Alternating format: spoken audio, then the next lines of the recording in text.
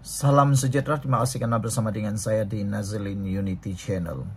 Ada yang mula menjangkakan, mendongak, mencongak, bersatu akan keluar daripada parti ataupun gabungan Perikatan Nasional. Pada pendapat saya, tiada yang mustahil di dalam dunia politik di Malaysia. Apa saja boleh berubah, apa saja boleh berlaku. Kalau hari ini mereka berkawan, belum tentu esok mereka boleh menjadi kawan lagi atau mereka mungkin akan menjadi lawan. Lihat saja pada Parti Pakatan Harapan, Gabungan Pakatan Harapan dan juga Barisan Nasional. Satu ketika dahulu, dua gabungan ini betul-betul tidak sehaluan. Ada yang kata hampir mustahil Pakatan Harapan dan Barisan Nasional akan bekerja sama. Tapi buktinya hari ini mereka sudah memerintah selama 33 bulan dalam negara kita. Jadi, adakah mustahil untuk bersatu meninggalkan parti PAS? Tidak mustahil. Dengan tindakan PAS yang kini semakin mula gairah dengan kuasa, tidak mustahil parti Bersatu boleh meninggalkan parti PAS. Lebih-lebih lagi, PAS sudah beberapa kali dikenali sebagai orang yang bertindak meninggalkan pakatan ataupun keputusan asal. UMNO sudah kena. Tetapi kali ini pemuda PAS sudah menyatakan pendirian. Mereka mahu supaya PAS memimpin Perikatan Nasional menjadi teraju utama negara. Apabila ini dinyatakan, sudah tentu Bersatu terjentik. Kita tahu Bersatu merupakan parti kecil di dalam Perikatan Nasional berbanding dengan PAS yang jumlah ahlinya, jumlah akar umbinya, bahkan kerusinya jauh lebih besar daripada parti Bersatu. Keinginan pemuda PAS mahu supaya PAS memimpin Perikatan Nasional menarajui utama negara ini, menjadi teraju utama negara ini, pastinya tidak akan menyenangkan hati Bersatu. Sejauh mana mereka dapat bertahan, sejauh mana dua parti ini dapat bertahan, kita akan tengok nanti. Saudara, sebelum itu tinggalkan komen Anda dengan tanda pagar Kami Sayang Malaysia. Izinkan dulu saya kongsikan kepada Anda semua, ini terapi imun Transfector for Life, terapi imun yang meningkatkan daya imun badan kita sehingga 400%. Secara umum dan ringkasnya, apabila imun badan kita kuat, apabila imun badan kita bijaksana, apabila imun badan kita seimbang, kita sembuh daripada semua jenis penyakit. Kerana terapi imun ini mengajar, mendidik imun badan kita menjadi kuat, bijaksana dan seimbang.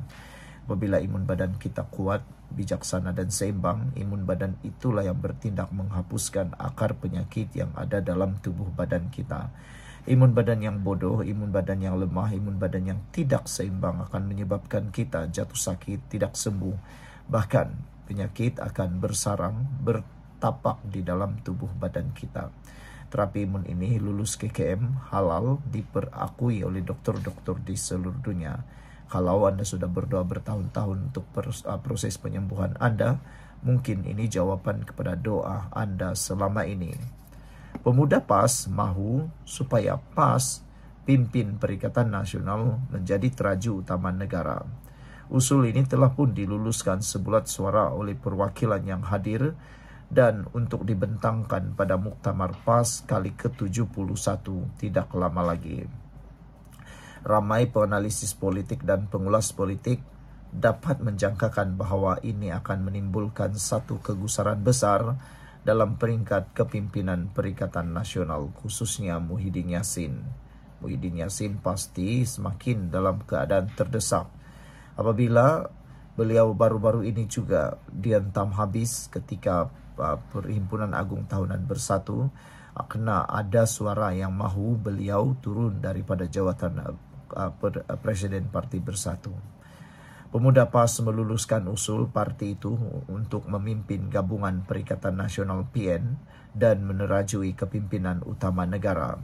Usul itu dibacakan Ketua Penerangan Pemuda Khairul Nazir Helmi Azhar dan diluluskan sebulat suara perwakilan yang hadir untuk dibentangkan pada Muktamar PAS kali ke-71. Usul keempat adalah sangat mustahak yang perlu diambil perhatian oleh semua pihak terutama sekali apabila kita mendengar ucap nama Ketua Pemuda katanya lagi. Sekian dulu untuk kali ini. Jangan lupa tinggalkan komen Anda. Bye-bye. Salam sejahtera. Terima kasih karena bersama dengan saya di Nazilin Unity Channel. Saudara-saudara sekalian, laporan berita kali ini adakah akan menjadi punca kepada perpecahan dalam Perikatan Nasional. Hari ini kita digemparkan dengan keputusan muktamad daripada Pemuda PAS.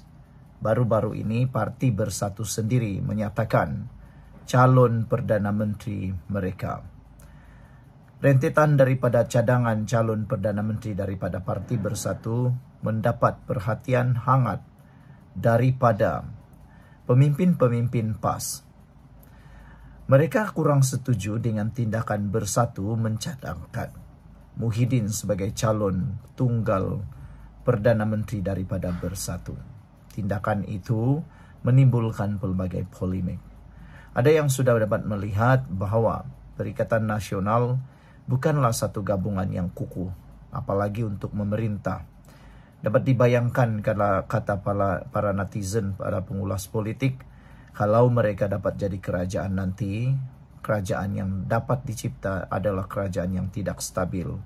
Kerana mereka mempunyai pelbagai agenda tumbang-menumbang atau perebutan kuasa. Muhyiddin dinamakan sebagai calon Perdana Menteri Bersatu, manakala kini PAS pula telah pun menampilkan calon Perdana Menteri mereka sendiri. Pemuda Parti PAS akhirnya menamakan calon Perdana Menteri daripada PAS, Tuan Ibrahim sebagai pilihan pertama calon Perdana Menteri, dan Sanusi pula boleh juga dinamakan kata Afnan. Tindakan menamakan calon-calon Perdana Menteri ini dijangka akan lebih memanaskan dan melonggarkan lagi gabungan Perikatan Nasional. Pemuda PAS hari ini mencadangkan timbalan Presiden Tuan Ibrahim Tuan Man sebagai Presiden sebagai pilihan utama untuk menjadi calon Perdana Menteri Perikatan Nasional. Yang menjadi tanda tanya daripada netizen ialah kebiasaan kalinya calon Perdana Menteri adalah daripada Presiden parti sendiri. Tapi pernah berlaku apabila Ismail Sabri Yaakob menjadi Perdana Menteri Malaysia walaupun dia bukan Presiden Parti UMNO. Tapi sudah dapat kita lihat betapa apa yang berlaku. Ismail Sabri Yaakob boleh dilihat kurang dapat bersuara kerana ada lagi hierarki yang lebih tinggi daripadanya di dalam parti. Nak buat keputusan kena dengar daripada Presiden sendiri. Jadi kalau itu yang berlaku tentulah menarik perhatian kita. Hadiah wang Presiden lebih tinggi daripada Tuan Ibrahim Tuan Man. Bagaimana Tuan Ibrahim Tuan Man nak mengambil keputusan melibatkan satu-satu perkara mengikut parti. Sebelum itu izinkan dulu saya kongsikan dengan anda semua. Ini terapi imun Transofactor for Life. Terapi imun yang meningkatkan daya imun badan kita sehingga 400%. Secara umum dan ringkasnya, apabila imun badan kita lemah, apabila imun badan kita bodoh, apabila imun badan kita tidak bertindak lagi dengan kuat dan seimbang, kita kena penyakit dan tidak sembuh daripada semua jenis penyakit. Tetapi terapi imun ini mendidik, mengajar dan menguatkan imun badan kita supaya imun badan kita jadi bijaksana dan kuat lalu menyembuhkan kita daripada semua jenis penyakit. Cepat dapatkan produk ini melalui nombor telefon saya yang tertera. Produk ini lulus KKM halal dan diperakui oleh doktor-doktor di seluruh dunia. Mungkin ini adalah jawapan kepada doa anda selama ini. Pemuda PAS hari ini mencadangkan timbalan Presiden Tuan Ibrahim Tuan Man sebagai pilihan utama untuk menjadi calon Menteri Perdana Menteri mereka. Bercakap kepada wartawan selepas muktamar kali ke-66, sayap itu di Kedah, ketuanya Afnan Hamimi Taib Azamuddin turut mengemukakan beberapa nama lain yang diyakini memiliki potensi untuk memimpin Perikatan Nasional dan negara. Antaranya, kata beliau, Menteri Besar Kedah Sanusi Maknor yang juga pengarah pilihan raya PN. Yang pertama, saya nak cadangkan macam yang disebut sebelum ini. Kita timbalan Presiden, kita ada Presiden Abdul Hadi Awang.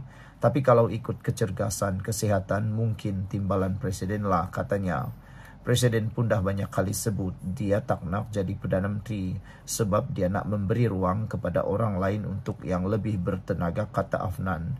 Sebelum ini, Abdul Hadi, 77 tahun yang juga ahli Parlimen Marang, beberapa kali dilaporkan menerima rawatan di hospital. Sekian dulu untuk kali ini. Jangan lupa tinggalkan komen anda. Bye-bye.